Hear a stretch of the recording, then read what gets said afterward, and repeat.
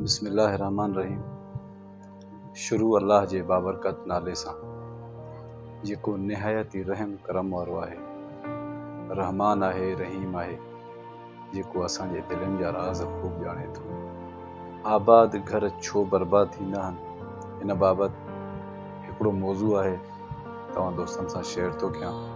उमेद त तव्हांखे ज़रूरु पसंदि ईंदो ऐं जेकी अमल कंदा इंशाअल्लाह उन्हनि जी ज़िंदगी तब्दील थी वेंदी। जंहिं घर में अल्लाह जो हर नेमत मौजूदु हूंदो आहे, जेकी ख़ुशहाल माण्हू फाका कशी ते पहुचंदा आहिनि, टुकर गभे लाइ सिकंदा आहिनि, सुठे कपिड़े पाइण लाइ सिकंदा आहिनि, उन जा खोड़ सारा कारण आहिनि। कारण इहो आहे त घर में ज़ाल मुड़ुस आहिनि, 5 पुट आहिनि, 2-3 न्याणियूं आहिनि। हाणे उन्हनि छा कयो जो हिकिड़े पुट खे उन्हनि शादी कराई। हाणे जॾहिं घर में ॿाहिरीं औरत न आयल हुई, पुट जी कंहिंजी बि शादी थियल न हुई, त ही ख़ुशहाल हुया। हिननि जे घर में हर शइ मौजूदु हुई, कंहिं बि शइ खे लिकाइण जी ज़रूरत न हुई। हाणे जॾहिं किचन में जेको सामान पियो हूंदो, अटो पियो हूंदो, लिकाईंदा, मतां बेवक़्तो मानी पचाए। चांवर हूंदा बि लिकाईंदा, खंडु लिकाईंदा, पती लिकाईंदा, जेकी बि खाइण पीअण जूं शयूं आहिनि सभु कुझु लिकाए छॾींदा। हाणे ही बचत तरफ़ था वञनि।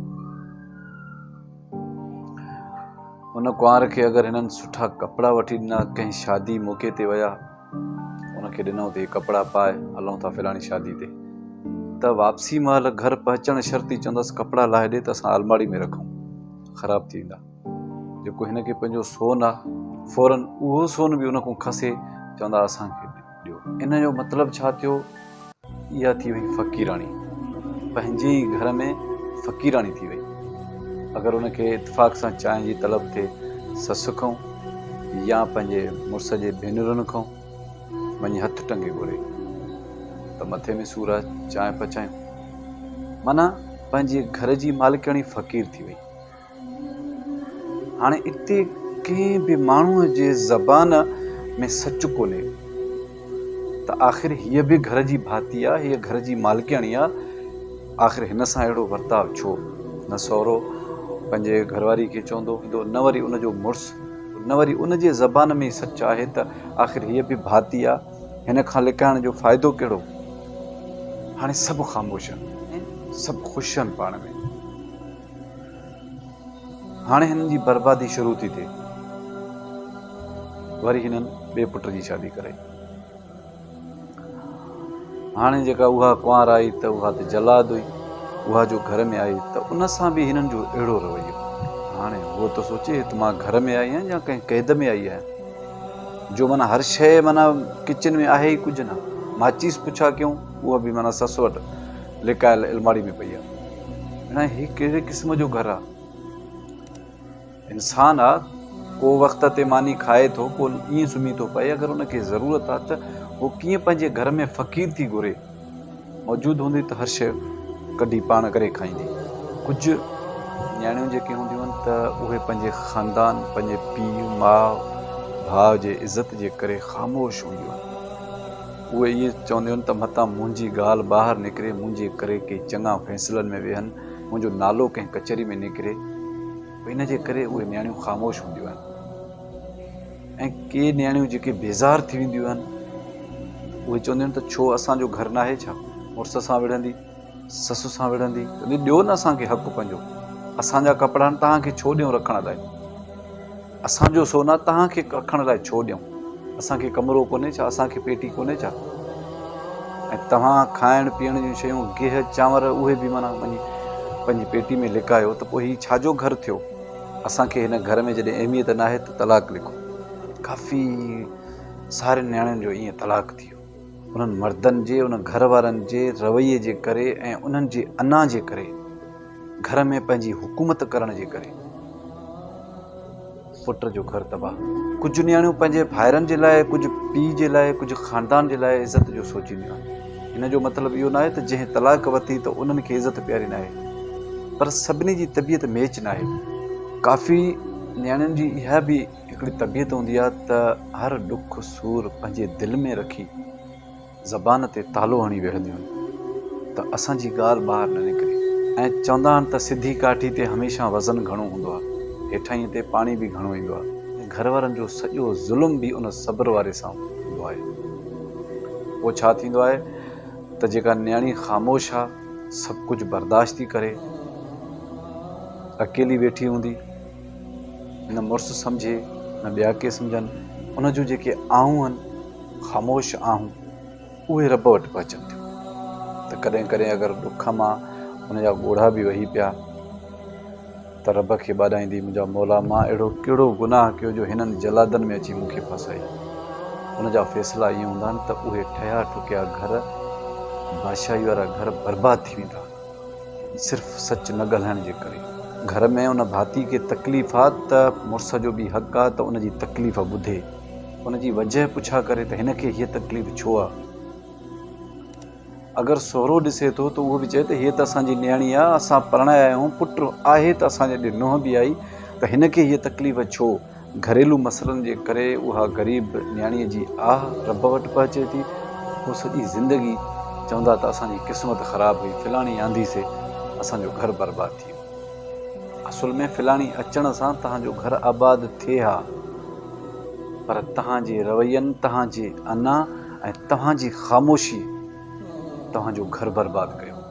जंहिं न्याणीअ खे तव्हां परणाया आहियो त उनखे तव्हां इंसान न पिया सम्झो, तव्हां उन न्याणीअ खे पंहिंजो घर जो भाती न पिया सम्झो। खंड बि लिकाइण जी शइ आहे, चांहि पती बि लिकाइण जी शइ आहे। घर में किचन में चांवर पिया आहिनि, अटो पियो आहे, उहा बि का लिकाइण जी शइ आहे। एतिरो त माण्हू सच ॻाल्हाए त अगरि पंहिंजे धीअरुनि खां कोई बि न लिकाईंदो, पंहिंजे पुट लाइ कोई बि न लिकाईंदो, जॾहिं नुंहुं अचे थी त अहिड़ा मसइला घर में पैदा छो था थियनि। ऐं अहिड़े क़िस्म जे औरतुनि जे करे ऐं अहिड़े ख़ामोश मर्दनि जे करे उहे सॼी ज़िंदगी टुकर गभे लाइ सिकंदा।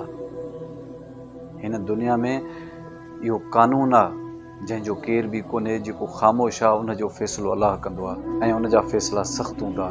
माण्हू ताना हणंदा, तव्हां ग़रीब थी विया आहियो, सुञा थी विया आहियो, तव्हां वटि खाइण लाइ हाणे कुझु कोन्हे, तव्हां फिलाणी छोकिरी खे कढियो, फिलाणी छोकिरी खे कुझु नथा ॾियो।